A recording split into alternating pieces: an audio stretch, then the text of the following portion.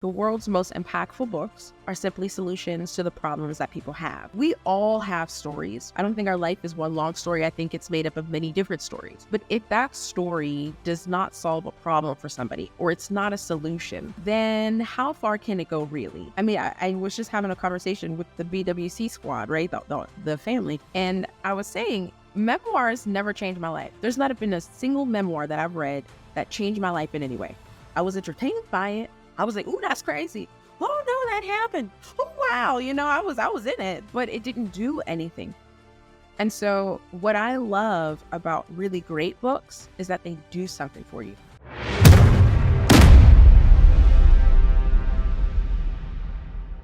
So, Porsché, I'm super excited to have you here with us. Good morning, good morning, good morning. Good morning, Trevor. How you doing? I'm doing great. So, okay. So you like to turn CEOs into pages. That's what I'm talking about. Okay. Hey, I like that. You like that? Okay. So you've helped numerous CEOs turn their brands into books that can help spread their message. Now, can you share and start how did you get started doing this, number one? And then why do you feel like a book is such a powerful asset for a CEO or a business leader? Yeah. Okay. So how did I get started? I've always been a book nerd, like day one, right? I've been A1 day one in books. But what it was interesting was that I got heavy into the book production side of books right around 2014, 2015. So I had a very crazy teen experience, right? So when I was 16, my father kind of turned our family into a cult-like situation. And I was just... What do you mean by that? What do you mean by that? So he was a bit of a narcissist, right? And so he was able to manipulate our household to do his bidding, if you will. Can you give me some examples? Sorry, I don't mean to pry. No, it's good. I'm trying to put myself in that space with you. Okay, so imagine you have a household of 9 people, right? Okay. Oh my gosh, all that's relatives. A lot, we're all related. So it's my mom, my dad, my aunt, and my siblings. And for us older ones, it became a place for mental, sexual, physical, and emotional abuse by the hands of my father. But it's all good, every day I tried to make lemons out of lemonade. So I did the best that I could. And it was right around that 2015 era where I started to read unpublished works that were being uploaded to Goodreads and Wattpads. You know those websites where just like people who want to be authors would just put their stuff out there because they didn't have a blog or they weren't putting them in books. It was really great. But it taught me about the world that I was being kept from. That was the biggest aspect. So these books were... So was this... Sorry. I want to dive a little deeper here. Was this like an escape for you? It was. From what was happening, what was going on around in the household, this was kind of like an outlet? It was exactly that. I mean, we had movies and TV shows, but, that was still family time. My time was when it was late at night, the rest of the house was sleeping, and I could just sneak online at night because the computers were downstairs, right? It was a communal thing, so we couldn't have unsupervised time on the internet. So I'd sneak online at night and read these books, and it was definitely an escape. For sure. So, I mean, I just started reading them, but because they were unpublished, there were so many errors. And I'm just, I'm a natural Nazi, grammar Nazi, or whatever you want to call it, grammar police. That's me. So I'm like, hold on.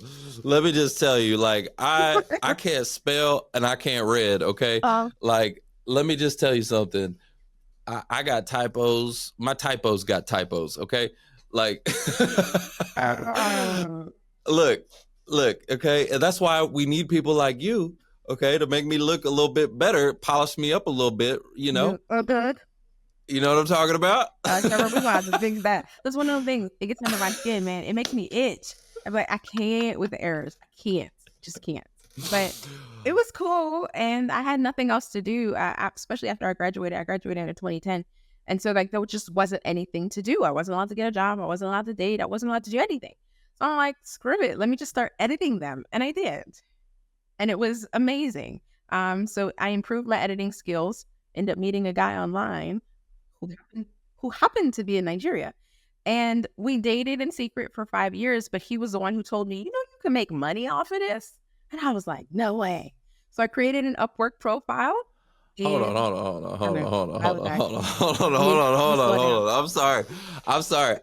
This is what I do. I gotta go deeper. Hold on.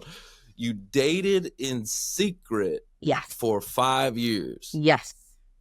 Talk to me about that. Unpack it. Okay. So I forget the name of the website. I'm not sure it's a thing, but it was a language exchange website. He was working on his English. For whatever reason, he thought his English wasn't good. So he's working on his English, him being from Nigeria. And I was working on German because I was bored out of my mind, Trevor. I wasn't doing anything with my life. So I'm like, I grew up learning German because I grew up in Pittsburgh. So I went to a German magnet school. And I figured, hey, I'm editing these books. Let me also learn German. So I went there. How do you say who you know show in German? Bro, I don't know.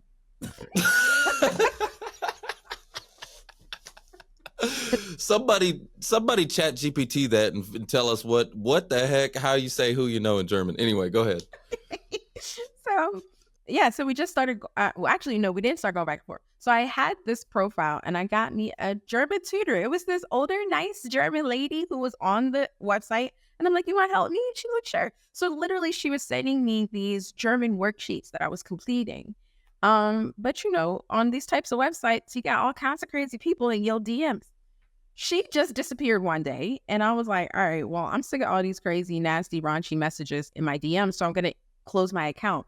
The day that I went in to close out my account, I see a message from this guy who sent me like an essay where he's analyzing my profile, what he liked, what he didn't like, what he agreed with, what he disagreed with. It was crazy. I'm like, listen, I'm closing my account, but here's my email. If you want to chat, let's chat. So I closed my account. He sent me an email, and then we just went back and forth for 5 years. For 5 years. Wow. 5 years in secret. So was it 5 years before you met him? Yes. Oh my goodness. See, so that's the thing. So I'm earning money on Upwork because now I'm a freelance editor. So because I wasn't allowed to go out often, I didn't have a bank account, right? Because they couldn't confirm that I actually existed. So no bank would allow me to open an account online or via phone. So you had to open it up in a bridge, which I couldn't do. So I just had a PayPal account and I had earned about $14,000. It was just sitting in a PayPal account, just there. In that time, though, I was doing a great job improving my editing skills. I had worked on 25 different books. I did ghostwriting at the time. I was doing all kinds of crazy stuff with books, and I fell in love with the industry. In 2019, so this is just 5 years ago, mind you, 4 or 5 years ago, my sister was like, hey, I can't do this anymore. I was 26, she was 28. And I said, listen, I got 14 grand and a man on the outside. Let's go. What? So she couldn't live at home anymore? Yeah, what was the abuse going on at home? Exactly. Okay. She said either she ends her life here or we go. And I just was like, say less, bro. Like literally, we just get this nest egg that I'm doing nothing with. We can find a way. So July 11th, 2019, we just took what we could carry and we went and stayed in a hotel for a few days. She ended up going to stay with a friend in Indiana who she knew. And I booked a business class ticket to Nigeria to see the guy, right? The guy. I had to go see the guy. The day that I landed in Nigeria to see him, he proposed to me. So I said yes. We got married. Thus began our lives. And we've been married. We'll be married 5 years in December. Wow, that's a cool story. That's amazing. Thank you. So you landed and he's like, let's do this. That part. I was nervous. I was tired. Never been on a plane before. So this is a lot. But it was perfect. Wow. Where I just got to ask, okay, come on now. So this is your first time meeting the man like in person. I mean, obviously y'all have had a lot of communication, but that's one thing. And then you meet him in person, right? And so now obviously you've been married for 5 years, but let's get real. What were the doubts going through your mind when he proposed? Were there any doubts, or were you just smitten kitten, like ready to go? You know what I'm saying? I hesitated for what seemed like forever. If you watch the video, I probably hesitated for like 30 seconds, but it felt like my whole life was flashing before my eyes, because what I was processing was the fact that me and my sister just escaped. So if I said no, I had booked a round trip ticket. I was supposed to leave in 30 days. If I say yes, what the flip is going to happen? Am I going to come back home? If I come back home, where am I going to live? Like, I'm working, but I don't think I'm making enough money to be able to sustain my life in California. What is my mom going to think? What are my siblings going to think? Well, it turns out, before I left, I did have a conversation with my mom and let her know about him. So she ended up developing a relationship with him just before me and my sister left. What I didn't know was he had asked my mom for my hand in marriage. So she was already aware that he was going to propose to me. Oh, snap. Yes. So all of that. He's doing it right. And I'm like, oh, no. But then I just said yes. And I was like, we'll figure it out later. Hey, that's a lesson right there. Let's talk about that. Hold on. Sometimes you just got to trust your gut and know when to say yes, right? You just got to know when to say yes. I love that. Seriously, I love that. And that's beautiful. So y'all have been married for 5 years. How's that going? Interesting. So it is amazing. I don't know if I should say that. What an amazing, interesting. Is he still in Nigeria? Yes. And that's what makes it interesting. So, wow. You should write a book on long distance relationships. I should. Oh, no. You see what I'm saying? No, I should. No. Like, I don't know if I'm the right person to do that. I don't know any other person qualified like you are, okay? You've had 10 years of long distance. Yeah, well, Just that's saying. what we're actually experiencing right now. So I did, we lived together for 4 years. Technically, we still do. I mean, my stuff in my apartment is still there. But the visa process, immigration is trash. They hate all real couples. Just for those of you who do not know, immigration don't like us. They don't like nobody. So that's been a struggle. We're going through the visa process right now, and he is in his final year of residency.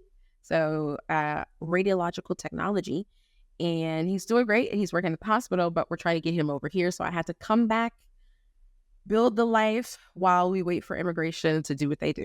Hey, listen, I'm rooting for you, okay? I'm rooting for you, and I want to see that book. I want to see the book on long-distance relationships. I tried that for about, I don't know. It was like 3 months. It didn't last long. Wow, 3 months? What happened? Yeah, like, listen, I need quality time is one of my absolute high on my list. Like, I need to be around. I can't fall in love with somebody long distance. It's not going to happen.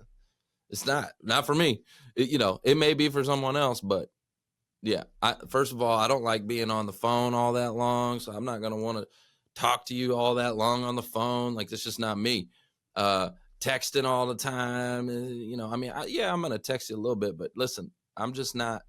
I need to see you in person, real life. You know what I'm saying? If I'm going to fall for you. So anyways, so you could help a lot of people, because there's, I went through that. I met someone actually over this last year who was long distance, and we tried it, and it just wasn't for me. Did it anyway. fizzle?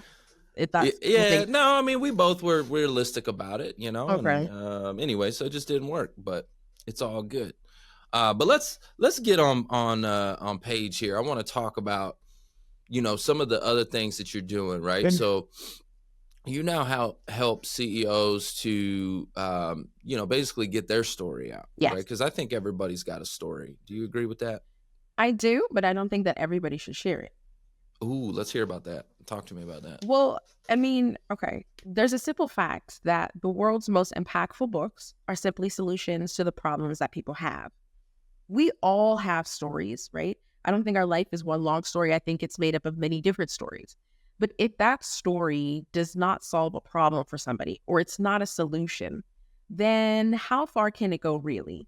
I mean, I was just having a conversation with the BWC squad, right? The family. And I was saying, memoirs never changed my life. There's not been a single memoir that I've read that changed my life in any way. I was entertained by it. I was like, ooh, that's crazy. Oh, no, that happen? Oh, wow. I was in it, but it didn't do anything for me.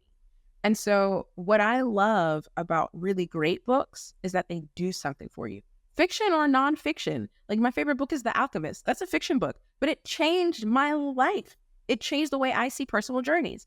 So for those of us who have those stories and we want to tell stories of our lives, it's like you have to ask yourself, number one, is it going to help somebody do something? And number two, why should they care? That's good. So is there some type of transformation that happens in the book? Is there some type of, like you said, a problem that gets solved? Yes. Right. And yeah, okay, that's good. Is it packaged in a framework? That's the most important thing, because I could tell you the solution, like, okay, how I escaped, right? I could tell you how I did that. And, it's just very simple. I could tell you the story. I could tell you when I had the conversation with my sister, I could tell you how she was beat red and she was crying and she was having that conversation with me. I could talk about that. I could talk about it's 3:00 in the morning and we're just carrying garbage bags of stuff, not really knowing where we're going. It being pitch black, right? Crazy stuff. I could tell you about that. And it can move you. It could touch you. It can inspire you. But if it is not wrapped into a framework of, now here's how you do it, it's not going to do so much for you. It's just going to entertain you. And I don't need that. I don't need to entertain people. That's what we get social media for, right? If I'm going to write a book that I want to last forever, if I want it to impact your life, I have to put it in a way that you can understand it, you can remember it, and you can repeat it. So evergreen lessons is essentially like a lesson that translates, and scales time, right? Like it's not going to expire. Essentially, lessons that it's kind of like when you read the Bible, right? Like, gosh, there's so many lessons in there that are relevant today. You know what I mean? Like that book, obviously the best #1 selling book of all times. And the lessons just keep, they'll be relevant 1,000 years from now.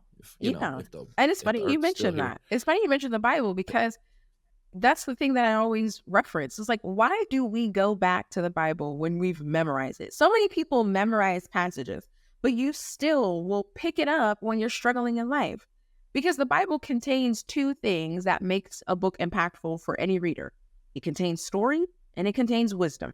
If you can create a book that combines your story and your wisdom, you generate immediate impact, everlasting impact, so that people will keep it by their nightstand. They'll keep going back to it whenever they have an issue or whenever they're experiencing a problem. Your book becomes the solution. And the world's most impactful books are simply solutions to the problems that people have. Let me ask you a question. Okay. So I haven't published them yet because I've got another project that's I have to launch like right now. I've got some urgency on me to launch another project. But I have written 2 books and I just haven't published them yet. So, but my question is this. I don't really read a lot of books. Look, and I do this podcast. Hold on. Let me just show you something. I got so many dang books from authors and just all kinds of stuff. I got books for days from authors, right? That I interview. I can't read them all. Are you kidding me? I interview so many authors. Everybody I interview is an author, best-selling author, everybody, right? I mean, and I'm talking to them about their book and they send me their books. And I mean, yeah, I don't know. So, but do you feel like it's important, if you're wanting to be a best-selling author, should I start reading some books so I can start getting some like idea, or do I just need to, I've already written them, get them now over to a ghostwriter who can do their expertise, okay? Get them to massage it, take what I've got so far and really put their spin on it, and just trust the process. Do I even need to read a book to write a book? I'm being real. Come on, Porsché. Come on, let's get real. Let's get real. Need to read a book to write a book? Yeah. Oh, Lord Jesus. Okay. I'm being real with you. I got you. Listen, I appreciate it. All right. Here's the thing. Do you need to read a book to write a book? No, you've already written a book and you didn't read it. Anyhow, right? You're not a huge reader. Do you need to read a book to know how to properly market your book? To write a good book? Yes. Now, here's why, right? There are ways around it. If you worked with a book coach, somebody who understands books on a deep level, then it's okay if you're not a huge reader, right? Because your book coach can guide you using their expertise. If you're not willing to work with a book coach, then you should be a reader, because you have to understand the viewpoint of the reader. If you're not a reader, you don't know what readers want. You don't know what readers feel. Me being an avid reader, I understand that we as readers are selfish. We are very selfish, and we're supposed to be. And it feels good to the author when we are. But if you as a reader don't know what it's like to have a book feel like it was written for you, or to read something and say, dang, like that's what I would have said, or you're speaking my language, or you're speaking to my issue. If you don't know what that feels like, you won't know how to recreate it as an author. And that's what's important, right? So it's kind of like running a business. You know about that. You know how to run. Okay, no. The podcast. Okay, hold on. Yeah, Do you listen let's to other get into podcasts? Sometimes. Before you started the Who You Know podcast, did you listen to podcasts? No. No. Not a big podcast. Honestly, I'll be real with you. I'm not a big podcast listener. Now, clips, obviously you see clips everywhere, right? So I can get an idea of format of show, different types of shows, without like give me the cliff notes. But no, I don't necessarily need to listen to a whole podcast episode to get an idea of how to run a podcast. And also I've done it for so long. But when I first started, no. And also because let's talk about that for a second. So the podcast game has changed so much. Before it was an audio only experience, and now it's a video. Right? It's audio video. And so in the very beginning, was I listening to like Apple Podcasts or Spotify or whatever and listening to a whole thing? No, I was not doing that. But now I'll sit down and watch. Well, right? I think I'm going to watch. You blew my whole hypothesis out of the water. So I'm going to rephrase my answer and say, no, you don't have to read a book to write a book. Just no. No, you don't need to read a book to write a book. Okay, now listen, the reason I'm saying this because I know there's a lot of people out there. They're book readers, okay? There's some book nerds out there. We love you. I love you, okay? And, you hear especially a lot of CEOs and a lot of very, very successful people. They always talk about, reading, you got to read so many books a year and all that. I'm just not a big reader, and maybe I need to pick that up. Matter of fact, I interviewed someone who that's what he does is he helps people read more books and stuff like that. Anyways, but yeah, I've just never been a big reader. Unless when I was a juvenile and I was locked up in juvenile detention facilities. I read The Hobbit. Okay, that was a good book. No, I've just and not that I don't enjoy when I have read books. I've enjoyed reading books. Okay. When I have read books, but I guess I just haven't. I guess maybe I'm that generation where we just I don't know what it is. Well, okay, so I think a lot of people read books to get information, right? Like I said, they solve people's problems. So if you feel like you can get your problem solved, I go to YouTube. That's what I'm saying. You go to YouTube University, you get what you need, and you can keep it stepping. But I think I don't know. It's just maybe it's a type of person. Because for me, it's like I can watch a YouTube video all day, but I feel like it's not going to stick with me if I don't read the book. Mind you, there are different formats of book consumption. I'm huge on Audible. Like I listen to, because I read for work, it's really difficult for me to read for leisure, just because sometimes I get tired of reading. So when I want to consume a book, I don't have time to read it. I just pop on my audiobook, listen, and move through the day. There you go. Now that is something I have done. Okay, that is something. Audiobook. So I've got Audible, and so I've listened to a lot of books, but like actually, well, not really. Not really. Not in my opinion. It's not the same. To me, it's not. Like opening up a book and like actually reading it, flipping pages and stuff. That's like listening to the Bible versus pulling it out and reading it. I don't think it's the same personally.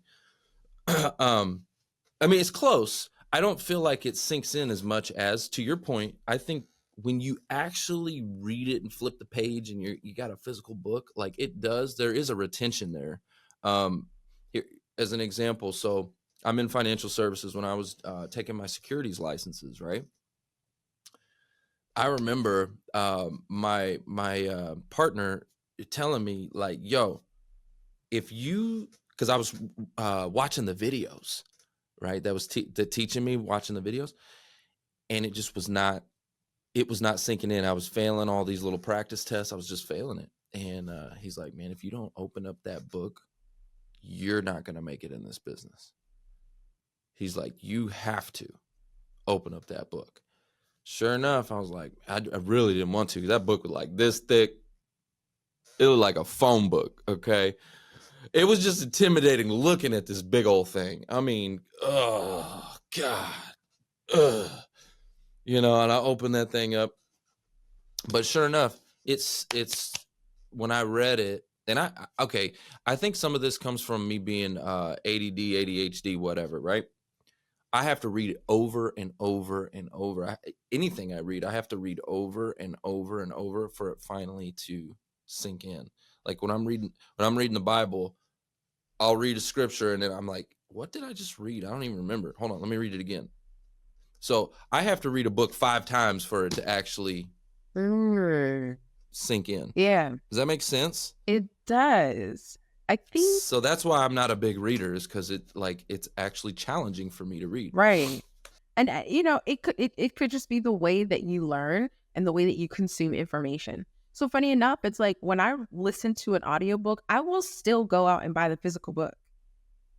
And I would have completed the audiobook, but you can't go back to a particular line or a section or something that really stuck out to you in an audiobook. Like you can't skim and find that part again. So I always try to buy the physical book with it, so that if there was something that I listened to that I was like, ooh, I need that little gem, that nugget, I have the physical book that will allow me to easily go back and flip through it and find the thing. So I do think it's maybe dependent on how you learn and consume information. I agree with that. I think everybody's a little bit different. You know, I know there's some people out there that can relate, right? Some of the ADDs, the ADHDs, you know. Okay, look, when I was in school, they had me in the past class, okay? Positive attitudes for success. Okay, that's what it was called. It was a special ed class. Okay, so I was in special ed, and they would have me in this class, okay? And I would get super frustrated. Oh my gosh, super frustrated. Like if I don't understand, I get so overwhelmed and frustrated. And I would just be like, I don't understand it. I would freak out. And I had an attitude problem already, so I would just freak out. And so they would like literally like try to put me away because I had a lot of energy and I would just get overwhelmed by stuff like that. And so it's something I've had to learn how to deal with. But anyways, enough about me. Let's talk about you. Okay. Let's get into it. Okay. So I mean, this is good, but yeah, I think it's learning styles, right? Everybody, to your point, has a different learning style. And what I found was this. I'm not stupid. Okay. They have me in special ed classes and all that. I'm not dumb. I'm actually very smart. The issue is my attention. If I don't see immediate value, like I get bored of, I'm like, my mind is just other places and I can't. And so if I'm trying to read something, especially like in school, and I'm like trying to read something that I'm like, why are we learning this? This is stupid. I don't want to learn. This is dumb. Like what's the immediate value for me? If it's not bringing me value, But I remember they would be like, hey, let's do a project and you can read whatever you want, or you can write a paper on whatever you want. And I remember back in the day in high school, like Tupac was a legend. Okay. I love Tupac. So I would write papers on Tupac. I would read stuff on Tupac, like, and I would just be consumed by it. And it would be excellent quality of work, right? Anything that I like have put my mind into, I would find a positive obsession for that energy, and I would channel it in, and it would be phenomenal. But if I don't care, I'm like, ugh, Yeah. all right, I don't want to read this. Oh, I feel that. Okay. I get it now. You know what I'm saying? Yeah, for sure. Anyway, but again, enough about me. Let's get into you. Okay. Let's talk about for CEOs and entrepreneurs who are looking to scale their business. Can you give me some specific examples or some success stories of people you've worked with, and how a book has helped to transform their business or their life, even, for that matter? Yeah. Ooh. So immediately two come to mind. One, her name is Ivory. Shout out to Ivory if you're watching. So Ivory is a religious trauma expert.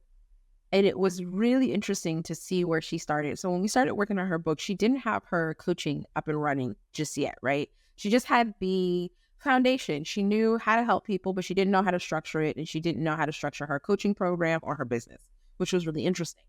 But she had an incredible story, and we needed to create a framework. So she came up with the STEPS framework, and I'm not going to reveal it because the book is not out yet, but she came up with the STEPS framework to help people overcome their religious trauma and spiritual abuse from the past. And it was interesting because what occurred was, and it's the same thing that I'm jumping around in my head of different clients. Another one was Tyler Patterson. And what was interesting was we took this framework that we created for the book, and then they went and they took it and used it in their business. So for Ivory, she now has the STEPS framework that she takes all of her coaching clients through, but it was created through the process of writing her book. And now she has a 5-figure coaching package that really helps people. Not only is the framework easy to remember and repeatable, but it is validated. And it was because of the whole process that we go through and putting in a book. It's like, if you're going to write this down, we got to make sure this actually works. So we went through the whole process of actually validating the framework, make sure it works, make sure it gives people what you say it's going to give, or what I like to call the big promise. Does it deliver on that big promise? Then go use it in your business. And so she was able to do that. Another success story is Tyler and his girlfriend, Katie. So Katie is an independent nail tech. She's incredible. And she grew her business from $0, right? She's an immigrant from Vietnam. And so she came over and was, struggling and all this other stuff. But her boyfriend, they created this 6-figure nail tech business. Crazy, insane, right? They wanted to write a book about it. They were already coaching people, so they were successful. They had a decent amount of income, but they wanted to scale that. So again, what we did was we created the NAILS formula, N.A.I.L.S, nails, right? And it's niche, appointment setting, interaction, loyalty, and scale, right? So that's the framework she used to get to 6 figures. We put that framework into a book, and then they used that same framework in their coaching. So they were able to turn the book into an online course because we have the NAILS framework. So now they have the online course. She does public speaking. She's using it on Instagram. It's like everywhere now. So it just is a testament for how powerful books can be transformed in your business when you have that framework, and that framework is branded. That's important. You have this branded framework that made its debut in your book, so your credibility through the roof. And it's validated at the same time. You scale your business to be able to grow and help more people much faster. I love that. And okay, so those are 2 really good success stories. And the one you were talking about, even able to turn it into a course. And so I'm actually in the process. This is where I said I have 2 books that I've written so far. I haven't published them yet because I have something that's taking urgency right now, which is a course that I'm creating and launching. This should launch in December. And so this course, as I was writing the course, I was like, this is another book. I'm like writing. It's very, very similar. You got modules and lessons and right. Listen. And I was like, there's a big picture I'm trying to teach, and you have to break it down into, modules, which would be like chapters. Yes. Right. And I'm like, this is another freaking book. That's how it happens, right? That's exactly how it happens. Yeah. So you're going to do it? I will. Like I said, I've got the 2 books that I've already written. Like, I don't want them to die on the shelf. I got to get those out too. So first step, again, I got to launch the course. Like, that to me is hands down. I got to get that out. Boom. Okay. Course got to go. Because that's going to be the highest ROI. Okay. Unless I sell a bazillion books. Okay. Right. The course is going to be the highest ROI for me. So I'm going to go ahead and launch that first, and the biggest impact that I can make, actually, as well. Then the first book that I'm going to launch, I believe is going to be what I call like the legacy book, right? It's the one that if I die tomorrow, I want that book. I want it out there. Oh, it's the legacy book. I think it can make the biggest impact in people's lives. And then the other one, it's a great book too, but it just really helps people more with business and how to transform their life and their business. So that's kind of like the second book that I'm going to launch. And then again, the course, I guess I'll have to turn that into a book too, the course that I'm creating. So anyways, I'm juggling, man. I got too many things. This is the ADHD going on. Blip, blip, blip, blip, blip, blip. It's a lot. It's a lot. It is a lot. But I think you're doing a great job at keeping it kind of in order of priority. What I will say is, like, I think people shouldn't forget that there are actually at minimum 13 ways to monetize it. So even just book sales alone isn't it. Let's talk about that. Let's talk about 13 different ways to monetize your book. Okay, I like this is the lesson right here. We're going to dive into this. 13 different ways to monetize your book. Let's go.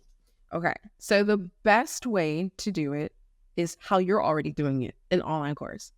Because turning the content of your book into an online course is really important. Like you said, it drives the impact. It has a much faster ROI. And, it typically is scalable. It's scalable. Yeah. You could do a lot with it. Up sales, down sales, everything in between. Yep. Right? Masterminds, all kinds of things you could do with it. Well, that's the other way to monetize your book. You can actually turn your book into a mastermind. So what I love, some people will have the idea to do a book club, which is one of the 13 ways. But I like to combine the two. If you did a book club and a mastermind together surrounding the content of your book, you tap into a different, I won't say audience, but just a smaller sector of your audience. So these are going to be your loyal ride or dies, right? These are the people who need that information and they already know, like, and trust you to consume it from you. So that mastermind book club hybrid is going to be wild. There's that. The other one is a masterclass. Now, typically they're free. Now, understand these 13 ways to monetize are for entrepreneurs. It is entrepreneurs who know how to leverage the hell out of this thing. Can I say that? Sorry. Yeah, you're good. All right. Okay. So I have to make sure. So it allows you. Hey, it's in the Bible. We can say hell all day long. Yay. It's in the Bible. Let's go. Anyway, go ahead. Okay. So it allows you being an entrepreneur or a service provider or even a coach allows you to really monetize your book. So turning your book into a masterclass is really great. I love doing that. My book, The CEO Author, I branded that thing like crazy. So it's a mastermind. It's an online course. There's the CEO Author Summit, the CEO Author Masterclass, the CEO Author Workshop, the CEO Author Netflix series, the CEO Author Podcast. Like anything and everything you can think of for your book, brand it, trademark it, then go do a bunch of crazy stuff with it. Yeah, I love that. The CEO Author Audible. Okay. That part. You got that already? No. No, you need to get that. Okay. You need to get that for guys like me, okay, who don't like to read. Yeah, I've been procrastinating because I was going to hire a voiceover actor. So, okay, another tidbit. So when you do an audiobook for your book, you can use a platform like Findaway Voices or ACX, which is owned by Amazon, to get your book out there, right? You can hire a voiceover actor to do it. Everybody thinks, oh, I'm going to do it myself because I want my own voice on it. And I get that. It is great. But some people like Alex Hormozy, who I adore, should not have recorded his own audiobook. I'm sorry. I tried listening to it and I like Hormozy, but I couldn't with his audio. You couldn't? I couldn't. He's like, I couldn't. But like Mike That's McCallowitz, funny. he was really good at recording his own audiobook. So anyways, I'm thinking of recording my own because I keep hearing people say that they would love my voice to be on it. And I just don't have the time to do it. So my audiobook isn't out yet. You know, there's some AI tools now that can do your voiceover, right? Now, I don't know how good it will be. I mean, it's pretty good. I've played with it a little bit, but for a whole audiobook, I'm not sure how good it I mean, if you could, I think we're going to get there. I'll be honest with you. I think we're going to get there. It may not be there yet, but I definitely think we're going to get there. I mean, what are your thoughts on that? Oh, okay. So AI. Because think about that. Imagine that. Hold on. Okay. Imagine that. So you already got the book written. So it's in text. So, so imagine that.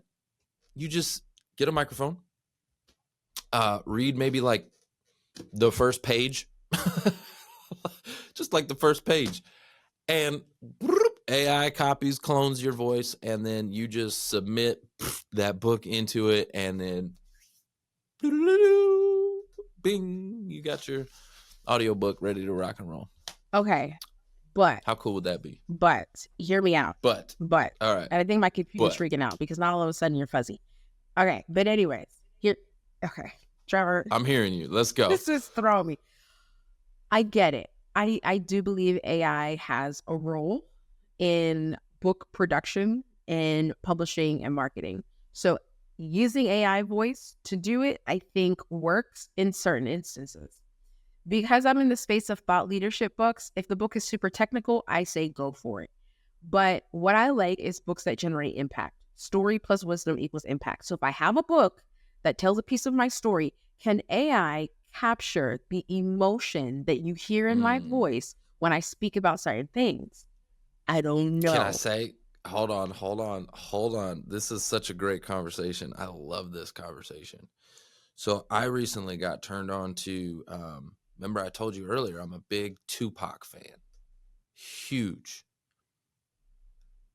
They've got Tupac cloned AI music, and it is so freaking good. And from a fan who's grown up on this music, I know you can still feel the passion in his voice, and this is AI. It's incredible how good it is. It blows my mind. I'm like Tupac always talked about being dying and come back being resurrected and all this kind of stuff, like in his music. And I'm like, dang, he did it in the form of AI, right? He actually did his legacy of what he said he was going to do. He did it in the form of AI, and it is that good. It really is. You would never know the difference. So can we get there? Is the technology there? It already is there. I think that you could still, now, how much time and energy did they go into creating that, to making sure that it hit the right points at the right, the right inflection and the right, enunciation and all of that? Like, how much time went into creating that? I don't know. Like, it may have just been easier to get behind a microphone and do it yourself. Like, I don't know what went in behind the scenes to create that music, but does that make sense? It does. But what I will say with music, right? When it comes to, I would love to hear it as spoken word. If AI can produce spoken word and I still get the emotion, I get the voice break when something sad is being said, right? Or I get the rumble when somebody is angry. If I can get that in spoken word without music, then I'll be on board. The thing with Tupac's AI is I think it's easier for it to sound like him because we've heard so many songs where his passion is already there. right? Like it's there, so it's easy to recreate it. But can AI do like an interview? I would love to hear an AI created interview with emotion from Super, where there's no That music creating emotion inside of me, right? Because you know the music is a going to move you. conversation, a conversation, A conversation. yeah. Yeah. No, that's good. I mean, I don't know. I mean, I think we'll see where this goes. This stuff's still so new, and we got so much time. I mean, what's it going to be like in 10 years? I mean, it's scary right now where they're able to do lots of stuff. I saw this AI video the other day and it blew my mind. Seriously, it was so realistic, but it was also crazy. It was an AI video of Trump and Kamala, and they were like getting married and then having kids and walking down the beach. They're walking down the beach holding hands, but it was so realistic looking. I was like, whoa, like this AI stuff is pretty crazy, right? Well, okay, on that, oh, it was insane. It was funny. They had a little baby Trump and little baby Trump. It was so funny. I'm sorry. It was hilarious. But okay. So on that note, I'll just be transparent. I did use the 2 books that I've written. I did use AI to help me and assist me in writing them. I wrote it, right? So it wasn't like I was just like, hey, write this. So I would write out the way that I write, right? And then I would have the AI enhance it, and kind of like, you know, as if using the AI as my ghostwriter instead of using a person. And my thought was I'm even going to go a step further than that and actually have now a human ghostwriter. So it's like my version to the AI version to the human version. Is that a process that you would endorse, or is that a process that you would subscribe to, or am I off course somewhere here? I would endorse that. I think that's a really great process. Again, I still would say have a book coach in your corner for, you know, your entire journey as an author, your branding and marketing purposes. Does the book does it solve the problem that your readers have? Do you understand who your readers are? Does the book do that? But I like the idea of having it written. You wrote it yourself, and then AI cleaned it up for you, made it make a bit more sense, and then you give it to another human to work on it. You do have to be mindful of how you're going to publish, right? So if we're talking traditional publishing where you got to get a literary agent and they're going to shop your book around to publishing houses, you probably won't have a problem. When you're self-publishing, you have to upload these books yourself to KDP, which is owned by Amazon, or Ingram Spark. You have to be careful using AI because you now have to let them know whether or not you did. So there's a difference between AI assisted and AI generated. In your case, it's AI assisted. So when you upload to KDP, you'll tick the box to say, yes, AI assisted me in writing this. And they will use that to determine whether or not your book should stay on the shelves. Ingram Spark, I know, will take down books that were AI generated. Now they'll let you upload it, but then later you'll get an email that says, nope, sorry, we had to take this down because this ain't it, right? So you just want to be mindful of that. They're cracking down on that type of content. I like that. Okay. And I do like that because I remember, shoot, this was maybe 2 or 3 years ago, actually. The first time I heard of somebody using, and it was not ChatGPT, it was Jarvis. So Jarvis was one of, I don't know if it was the first, but it was one of the first like writing, AI tools. And I had someone on my podcast and they were like so excited about Jarvis, and they were like, oh my gosh, this thing is crazy. And this was like 3 years ago. And they were like, yeah, I wrote a book in like a week. And I was like, whoa. And yeah, but then I started going, well, wait a minute, hold on. If everyone is an author, then no one is an author, right? Like, you see Okay. what I'm saying? Like, then Yeah. what is an author? Like, if everybody, like, if you know what I'm saying, if it's Yeah. that easy, then books become less valuable. They they don't hold value because Yeah. everybody can do it. And we are starting to see a lot of books coming out. Are you starting to see more books now? Now that like, Absolutely. I mean, I think even yeah, before AI became as widespread as it is now, everybody named mom is an author. You're turning somebody and say, "Oh yeah, I published a book. My book is on Amazon." It's not doing anything, and it kind of sucks. You can see that it was DIY'd. I'm sorry, I don't know how to be nice. It was DIY'd, and that type of thing. So yeah, there is an oversaturation, if you will, of authors that or people who are becoming published authors because Amazon created Create Space. I think that was back in like 2005. Create Space was the platform that allowed everyday people to upload books and just, oh, look at that. Your book is on Amazon. And like, it was crazy. It was beautiful. It was amazing. Create Space evolved to Kindle Direct Publishing, KDP. And so now it's even easier. Then you have platforms like Canva where you could just quickly design a cover. Now you got AI that can rate the book for you. Then you have all of these things to help you create a book. Here's the thing. I think readers understand the difference between a good book and a sucky book. Unfortunately, there are so many sucky books that are out there because it's so easy to create a book. So unfortunately for readers, we are sick and tired of everybody throwing a book on our face. Look at me. I'm an author. I publish this book. That's when you yourself have a shelf of books that you've not even touched. Right? yeah, It's ridiculous. no. It's crazy. Yeah, everybody, especially when you get in the podcast game, everybody is an author, right? Everybody that I talk to is an author. But you bring up a great point, and it's just like it's kind of like in the podcast game. So shoot, especially after COVID, right? Anybody with a Zoom account all of a sudden has a podcast, right? You know what I mean? Tools like the one that we're on right now, Riverside, shout out to you. It's a great, amazing tool. But it's essentially a Zoom account on steroids that has a bunch of cool tools in it and stuff. But like anybody with a webcam, right?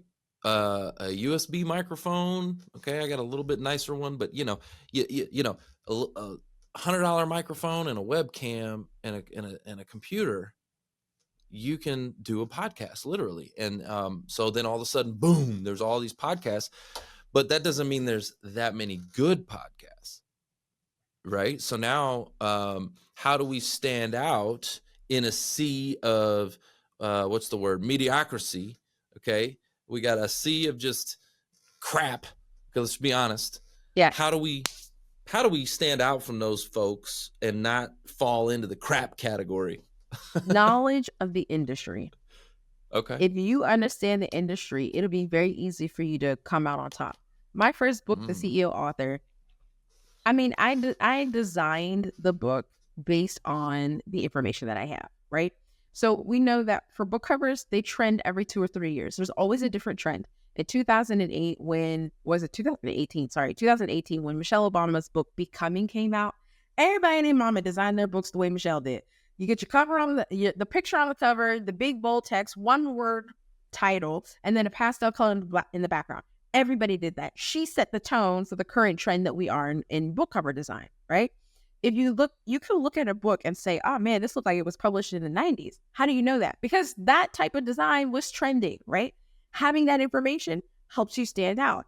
Right now, we're in this age of everybody using Canva and trying to use these weak Photoshop features or whatever on Canva themselves. You can look at it and know that that's what that is. But a book that stands out, that's a little bit different, you see that there's a trend. If you look at Atomic Habits, Finding Your Why, even my book, The CEO Author, it follows a trend of a simple single color background, no graphic elements, right? Just the big bold text on the top, subtitle down at the bottom, byline underneath that. That is the current trend that we're in for nonfiction books. If you understand that, you can create that. The other thing, understanding metadata. To stand out, your metadata has to be on point. If you don't know what that is, if you don't know how to work it, you're going to be like everybody else. You're going to fall into the pit of the thousands of books that are published every day on Amazon. But if you stand above it, if you understand the industry, you understand things like BISAC codes, you understand keywords, you understand KDP categories, you understand the trends, you understand cover design, you understand formatting, you understand what bleed is, you understand all of that information. This is understanding your industry. You can stand out above other people who don't know that stuff, and you're just publishing crappy books. Okay, so you talking all this stuff, okay? And I'm like, she's talking Chinese over here. I don't know what she's saying now. So that's when you know, okay, you know your stuff, and I don't. Okay, and I'm not trying to be one of those crappy book people. Okay, I'm not trying to be down here. I'm trying to go up there. So, but that's why it's important to work with people, like you said something earlier about the DIY. Yeah, could you do it yourself? Sure. You could, but you're going to get what you pay for. And you're not paying nothing. I mean, you're paying with your own time, right?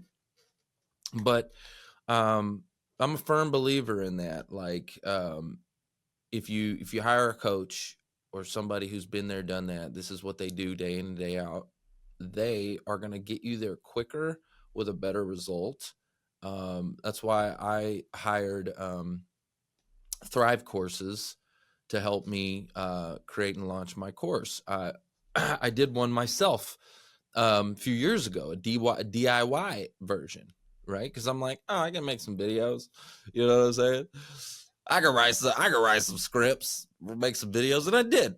It turned out okay, right? You know what I mean?